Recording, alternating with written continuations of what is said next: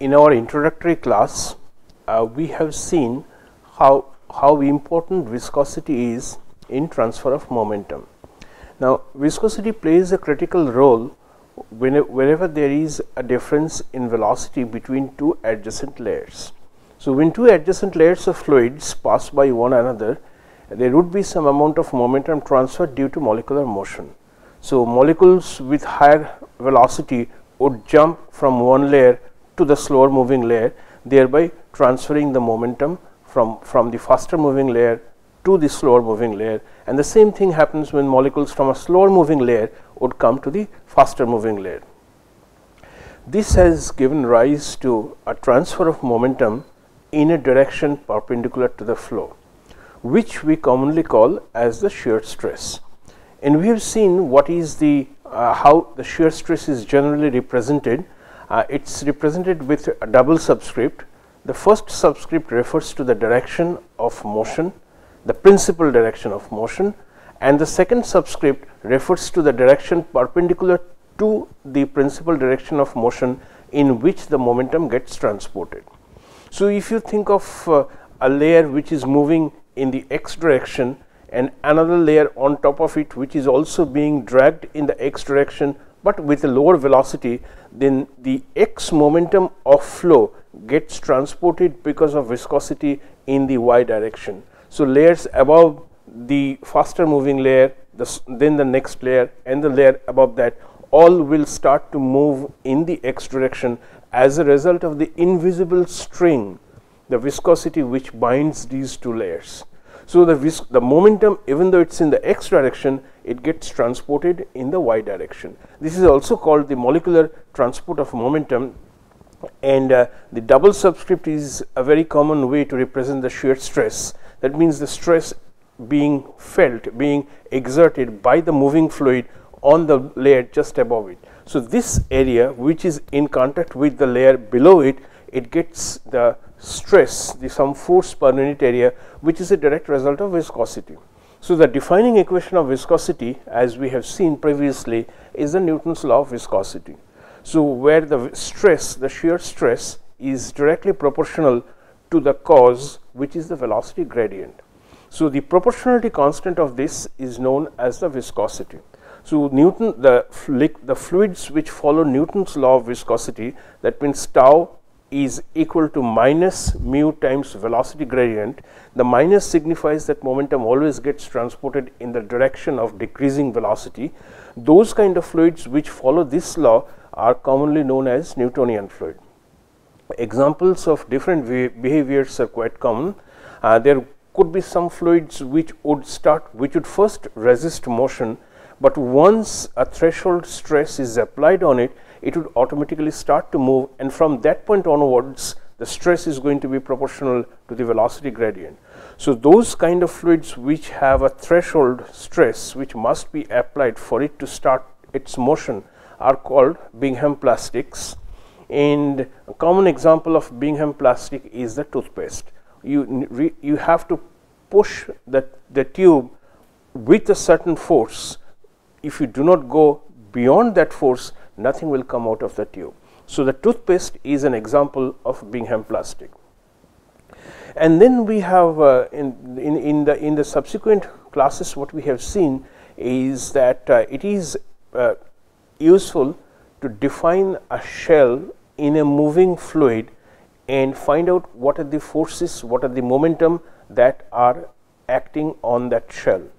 So, these shells are generally defined in the smaller dimension of the shell is the direction in which the velocity is changing. So, in the previous class we saw the example of flow along a flat plate.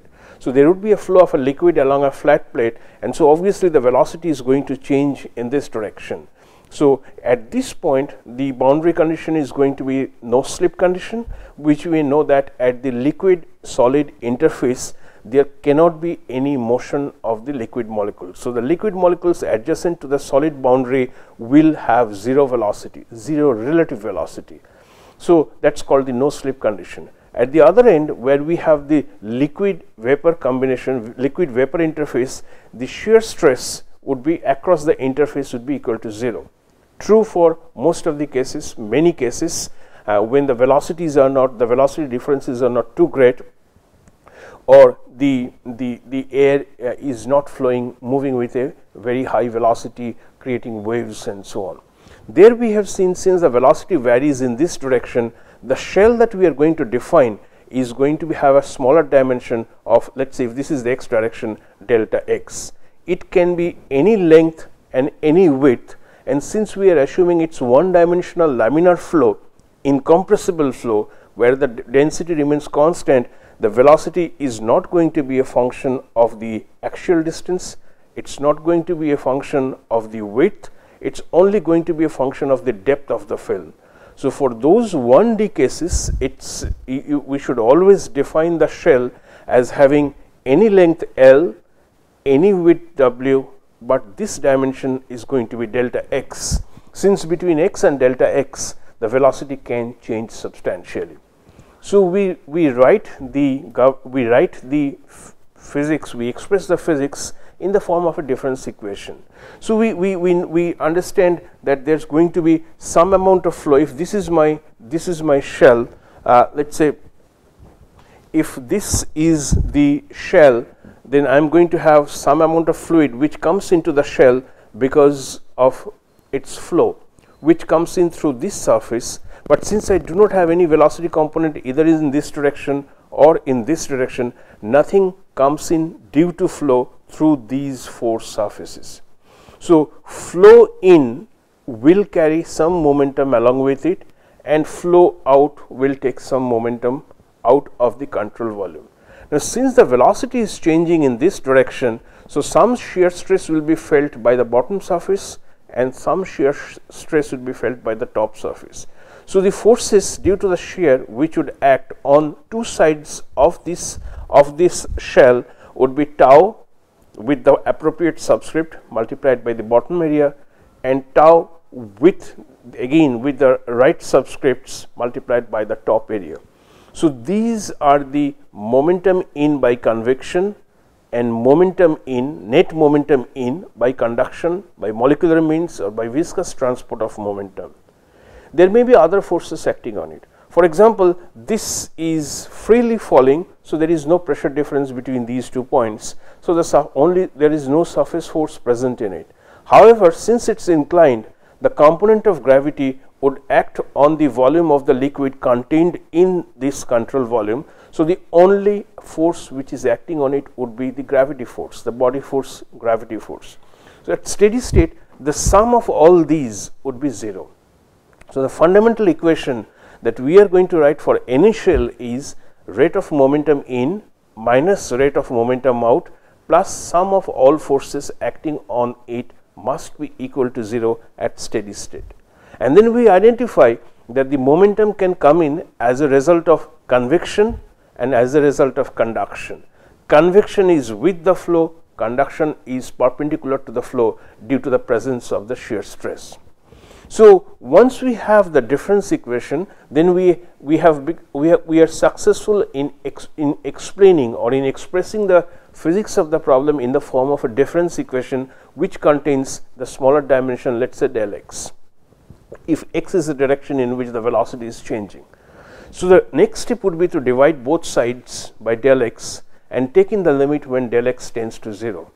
So, that would essentially be using the definition of the first derivative, and out of the difference equation you get the differential equation. So, that was the fundamental of shell balance which we have discussed in the previous class, and we have used an example of flow along a inclined flat plate to clarify some of the concepts. Once we have the governing differential equation, we need boundary conditions, since we are going to integrate that in order to obtain the expression for velocity for such a case. The 2 boundary conditions, the common boundary conditions that one would expect in momentum transport is no slip at the solid liquid interface and no shear at the liquid vapor interface. So, we have used those 2 conditions to obtain a compact expression for the velocity as a function of depth. Once we have the expression for velocity, we would be able to obtain what is the maximum velocity, and then we should also be able to express not the point value of velocity, but we are more interested into the average velocity. All such kind of averages are always done across the flow cross section. So, across a face which is perpendicular to the flow direction. So, if I have flow in this direction, then I need to find out what is the velocity at every point in an area that is perpendicular to the direction of flow. Okay. So, with that we have obtained what is the expression for average velocity, and once we have the average velocity, then we can calculate what is the mass flow, what is the flow rate, volumetric and mass flow rate of the falling film along the incline. Today we in the 2 or 3 classes we would see some examples of the use of shell momentum balance in everyday problems, in everyday situations that we know of. So, the most common fluid flow phenomena that you see almost every day is flow of water, let us say through a pipe, through a circular pipe. So, we would like to see in this exercise how we can use the shell momentum balance to obtain an expression for velocity in a tube through which the liquid is flowing. Now, we are going to assume in this case is that the tube is vertical. So, there would be effect of gravity. Gravity would try to pull the liquid towards this in this direction, and there is also a pressure gradient. There would be some pressure over here and a slightly lower pressure at the bottom. So, the pressure force, the pressure gradient, the pressure force is forcing the liquid to move downwards. There would be gravity force which is going to pull the liquid downwards. So, the effect of pressure gradient and gravity is to create a flow in the downwards direction. Now, as the fluid starts to flow, it is going to interact with the walls of the tube, and the way it is going to interact is through viscous forces. But when it reaches steady state, the sum of all forces acting on a control volume suitably defined for flow in a pipe must be equal to 0. So, if I can define a control volume for flow in a pipe, then we are going to find out what is the rate of momentum into the control volume by convection and by conduction, what is the force, surface force that is acting on the control volume, namely pressure in this case, what is the force due to gravity that is acting on it. So, it is the total amount of liquid contained in this control volume multiplied by rho and g. So, at steady state the sum of all these would be equal to 0. So, with that difference equation we should be able to obtain a differential equation, and we should be able to use appropriate boundary condition for this case to obtain what is the velocity distribution of a flowing fluid in a tube subjected to pressure gradient and subjected to gravity. So, that is what we are going to look in this class and in the next classes, because this would give rise to some of the equations which are quite known to us, and some equations which are going to play a very important role in finding out what is going to be the, let us say if you are designing an experiment to measure the viscosity of a liquid, all of you probably have used capillary viscometer. So, what is the principle? What is the principle on which capillary viscometers work? So, how do you design the experiment? How do you find out how you can relate viscosity with the flow rate? So, there will be many such examples which you would be able to understand once we solve the problem of flow through a pipe. So, that is the first problem that we are going to look at in this class, is flow through a circular tube. So, what you see here is the pipe, so which has a radius equal to r. There is flow from the top, the pressure at the top is P0 and pressure at the bottom is PL. The length of the tube is L. In the r, the radial and the z coordinates are shown in here. Now, we understand that as the flow takes place in the tube, the velocity at steady state and for incompressible cases, the velocity is a function of r only. The closer to the wall the liquid layer is, the lower is going to be its velocity, and as it moves progressively towards the center, the velocity will increase.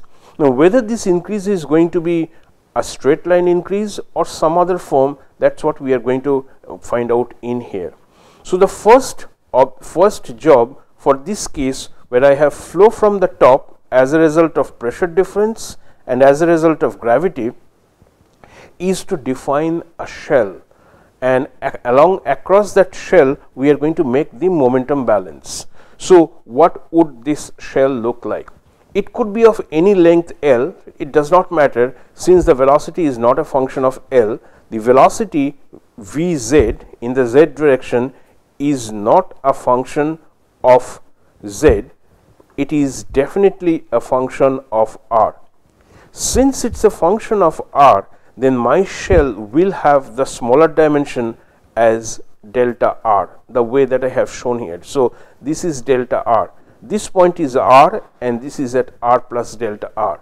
It could be of any length, it does not matter, since the velocity is not a function of z.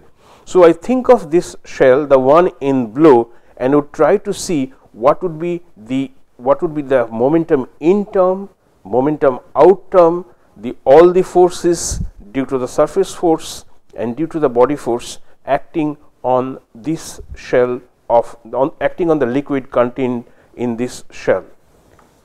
So, here I have just enlarged this section in here, and what you see here is that through the top surface of the shell, imaginary shell, momentum gets in by convection.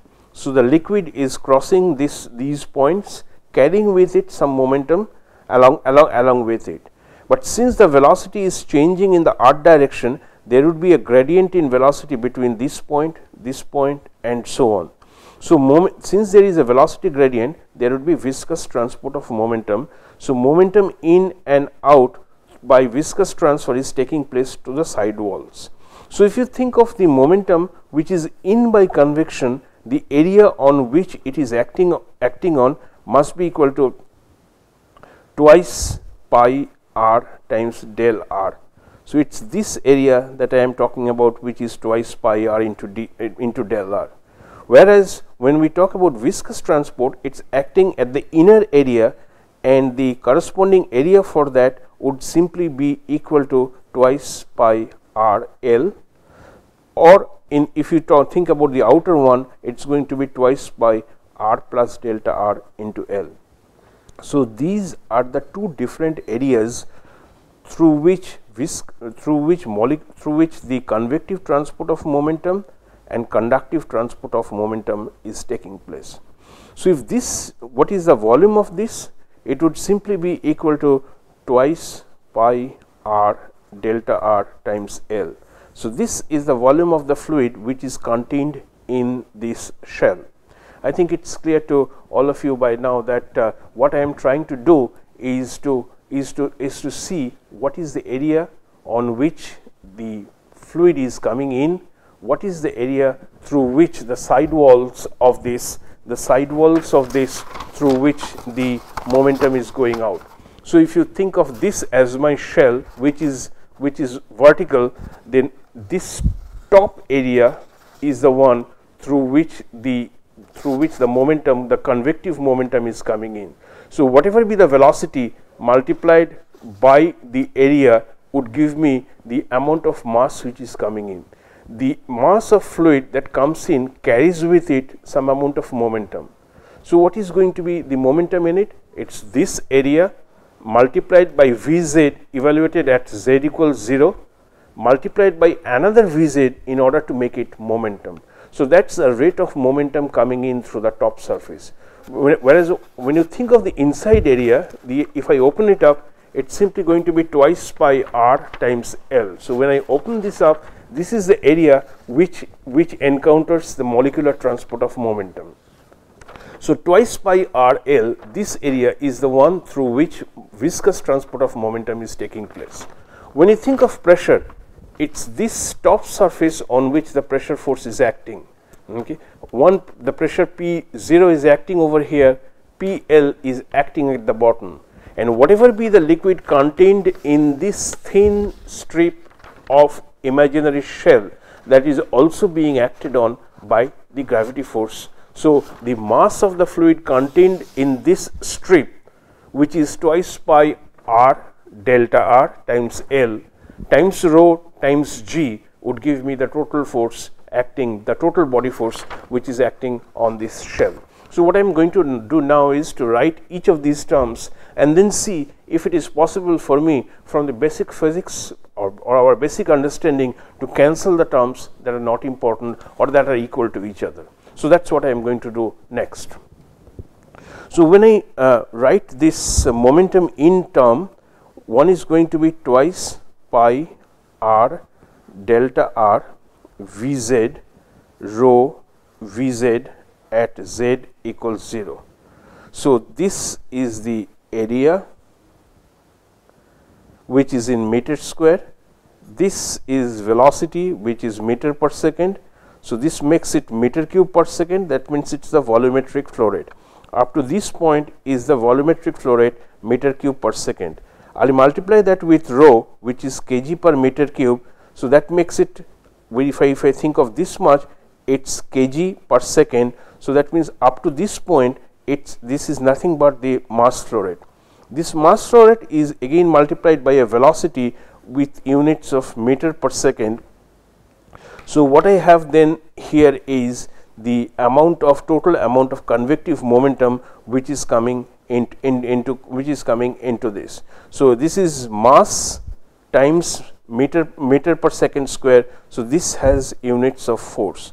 So this is the convective momentum into the system, and the convective momentum out of the system would simply be equal to again twice pi r delta r Vz rho Vz, but this time it's evaluated at z equals L. That means at this point. Now if you see these the variation of the velocity, Vz is not a function of z. So whatever be the value of Vz at z equal to 0 must be equal to the value of Vz at z equals L. Vz does not vary with z, and therefore this term and this term will cancel out each other. So the convective momentum in and the convective momentum out would simply be equal in this case. So with that, then we are going to write what is going to be the molecular transport of momentum. So the area on which it is working on is twice pi r L, and the shear stress, it's the z component of momentum due to viscosity gets transported in the r direction. So therefore the subscript of tau should be equal to rz. Principal direction of motion, the direction in which the momentum gets transported due to the presence of viscosity, and this is evaluated at r equals sum at r. The one that goes out would be twice pi. The radius has now changed to r plus delta r. The length remains same. Tau rz is going to be evaluated at r plus delta r. So this is the viscous momentum in, viscous momentum out. What is remaining is then what is the pressure force? The pressure force acting at the top of this would simply be the area multiplied by whatever be the pressure, that is P0. So the area that we have in this case would be twice pi r delta r times P0. So this is the area at the top, this is whatever be the pressure acting at z equal to 0. So this is the pressure at z equals 0, and the one at the bottom would be twice pi r times delta r. The pressure at the bottom is L, so it's going to be twice pi r L. And I also have a body force which is acting on it. In order to obtain the body force, I need to first find out what is the total volume of fluid that is present in here. The total volume is twice pi r delta r. This is the area multiplied by length, so this becomes meter cube, the volume, multiplied by rho. So, this becomes kg multiplied by g. In this case, the gravity component is simply going to be g plus g because of the coordinate system that we have used in here. So, in this direction it is the increasing z. So, g in this case is going to be positive. The force, the gravity force is going to pull the liquid in the direction of increasing z. So, the governing equation, the difference equation would simply be the net momentum in by convection, net the pressure which is acting at the top, the pressure which is acting at the bottom, and the gravitational force which is acting on it. Now, the next step, as we have done in the case of difference equations, is to divide both sides by the smaller dimension, which in this case is delta r. So, we divide both sides of the equation by delta r and take in the limit when delta r approaches 0, and what we get out of it is a differential equation. So, if I divide both sides and take the limit, my equation would be limit as delta r tends to 0, r tau r z, which is, this is evaluated at r plus delta r, minus r tau r z, which is evaluated at r divided by delta r. So, this is going to be the first two terms, and then I am going to have is P0 minus PL by L plus rho g times r. So, if you express it if you use the definition of the first derivative, what you are going to get is d dr of r tau r z is equal to P0 minus PL by L times r, where simply P0 is, or P is defined as small p minus rho g z. So, if you think of this term, it simply can be expressed as capital P0 minus PL by L. There is no additional significance to this P. This capital P is introduced so as to give it just a compact shape, because we understand that from here P0 is simply going to be equal to P0, and P times L is going to be PL minus rho GL. So, now if you look at this term and this term, they are identical. I have just clubbed rho g in here, that is all. There is no other additional information, additional concept which are required. This is just a definition of capital P in order to have a compact expression. So, then what I have as my governing equation is d dr of r tau r z equals P0 minus PL by L times r. Once I have this equation, the governing equation, it is to be integrated to obtain the velocity expression. That is what we would like to do. But in order, before we do that, this tau r z must be substituted in order to express it in terms of velocity. And we understand that this tau r z, if we assume the fluid to be Newtonian, then tau r z would simply be equal to minus mu, the variation in z with r. So, once you substitute that in here, then what you have here is then d dr of minus of r times minus mu times dvz dr is equal to P0 minus PL by L times r. This equation can now be integrated, and that is what we are going to do in the next class. So, what we have done in this present exercise, which we will continue in the next class, is we have found out simply by making a shell balance, we would be able to account for all the factors, all the different ways by which momentum can come into the system or leave the system. We have also correctly identified what are the different forces, surface and body, that are acting on the control volume. At steady state, the algebraic sum of that would be 0. That difference equation can be converted into a differential equation, And once we have the differential equation and plug in the expression for Newton's law of viscosity, then we have a relation of, we have a differential equation of velocity in terms of the physical property mu, in terms of the imposed pressure, imposed condition, operating condition, that is the pressure gradient P0 minus PL by L, and the force field, body force field present, which is G. So this expression will now integrate in order to obtain a very compact, useful relation for the velocity and subsequently the flow rate of fluid through a tube in which there is a pressure gradient and in which there is the effect of gravity. So that relation we are going to do in the next class.